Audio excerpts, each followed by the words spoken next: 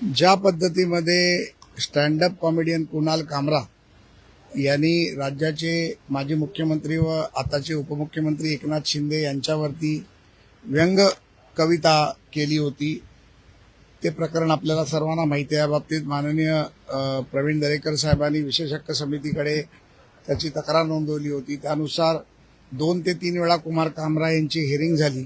आज दरेकरांची आणि कामरांची समोरासमोर साक्ष नोंदवली गेली। त्या साक्षीमध्ये दरेकरांनी केलेले आरोप हे त्यांच्यासमोर वाचले गेले आणि दरेकरांनी देखील ते वाचून दाखवले। तसेच काही प्रश्न समिती अध्यक्ष म्हणून मी कुणाल कामरांना विचारले, पण त्यावरती त्यांचं म्हणणं असं होतं की मी चूक केलेलीच नाही। त्यामुळे आजची त्यांची साक्ष नोंदणी पूर्ण झालेली आहे। सदर प्रकरणामध्ये सुषमा अंधारेंना देखील नोटीस बजावली होती, परंतु त्यांची तब्येत खराब असल्याचं त्यांनी पत्र पाठवलं आणि ते हॉस्पिटलमध्ये ऍडमिट आहे। त्याचं देखील त्यांनी पत्र पाठवल्यामुळे त्यांची आज साक्ष नोंदवली गेली नाही। येणाऱ्या 10 ते 12 दिवसात सुषमा अंधारेजींची पण साक्ष नोंदवली जाईल प्रवीण दरेकरांच्या समोर आणि त्यानंतर लवकरात लवकर या बाबतीतला निर्णय समिती घेईल। काय नेमकी शिक्षा जी आहे त्या सगळ्या प्रकरणात नाही, अशी शिक्षा सांगता येत नाही ना। पुढील कारवाई काय असणार? आम्ही त्यांना शिक्षेच्या बाबतीत देखील शेवटच्या कॉलममध्ये त्यांचा गुन्हा मान्य असेल तर ते दिलगिरी व्यक्त करणार का, अशा प्रकारचं देखील आम्ही त्यांना एक प्रश्न होता तो देखील मी त्यांना विचारला। त्यावरती त्यांच्या वकिलांनी काही पेपर आम्हाला सबमिट करतो म्हणून सांगितले। आता त्यांचे पेपर काय सबमिट होतात ते त्या बाबतीत काय म्हणतात ते ऐकून मगच समिती योग्य तो निर्णय घेईल। कोणालाही द्वेष भावनेने कोणावरही कारवाई केली जाणार नाही। कोणालाही वाईट नजरेने बघून एखाद्यावरती राग काढण्याचं काम केलं जाणार नाही। समितीने आतापर्यंत 6 निर्णय घेतले। 6 निर्णयापैकी 4 लोकांना दिलगिरी व्यक्त केल्यानंतर माफीनामा दिल्यानंतर आम्ही सोडलेलं आहे। 2 प्रकरणामध्ये मागच्या अधिवेशनात आपण पाहिलं असेल की त्यांना शिक्षा सुनावली गेली। त्यांनी सभागृहात येऊन दिलगिरी व्यक्त केली आणि एका व्यक्तीने दिलगिरी न व्यक्त केल्यामुळे त्याला 5 दिवसाची शिक्षा देखील झालेली आहे। त्यामुळे अशाच पद्धतीत त्यांना देखील एक चान्स कुणाल कामराला दिला गेलाय। आता पुढे एवढंच मी आपल्या माध्यमातून सांगतो की कुठल्याही द्वेष भावनेने कोणावरही कारवाई होणार नाही। पण त्यांच्या वागणुकीवरनं एकंदरीत जेव्हा तुमच्याशी संवाद साधला जातो तेव्हा वाटतंय तुम्हाला की ते येणाऱ्या काळामध्ये टी-शर्टवरती 1-2 वाक्य लिहिलेली होती। नाही, मी काय त्याचं टी शर्ट बघायला बसलो नव्हतो, त्याच्यामुळे मी काय घातलं ते पाहिलं नाही। परंतु समितीसमोर अतिशय चांगल्या पद्धतीने ते वागले। समितीसमोर आम्ही समितीचा कार्यभार हा मराठीत चालतो, त्यामुळे मागच्या वेळेला मी आणि अनिल परब साहेबांनी त्यांना सांगितलं होतं की पुढच्या वेळी येताना मराठी समजेल असा वकील तुम्ही घेऊन येता। आज ते मराठी समजेल असा वकील घेऊन आले होते।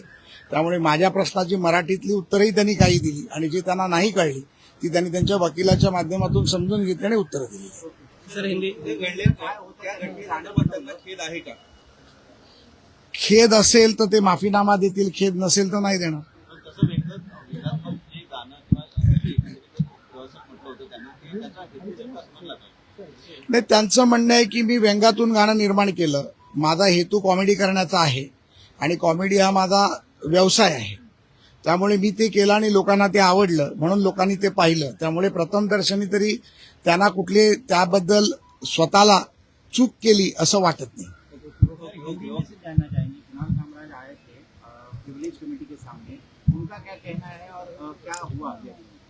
आज कुणाल कामरा जी की ये तीसरी या चौथी हियरिंग थी। आज उनकी साक्ष रिकॉर्ड पे लेनी थी, जिसमें माननीय प्रवीण दरेकर जी ने इनके खिलाफ तकरार की थी। तो वो तकरार जो थी उसके सामने क्रॉस क्वेश्चनिंग आज करने का समय था। तो कुणाल कामरा और प्रवीण दरेकर जी की क्रॉस क्वेश्चनिंग भी हुई।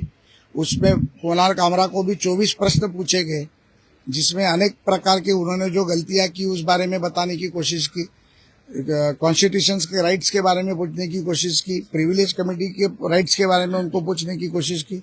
सारे प्रश्नों का उन्होंने उत्तर दिया और हमने उन्हें ये भी कहा कि अगर वो बिनशर्त दिलगिरी व्यक्त करते या माफी मांगते हैं तो इस बारे में समिति अलग तरीके से विचार करेगी।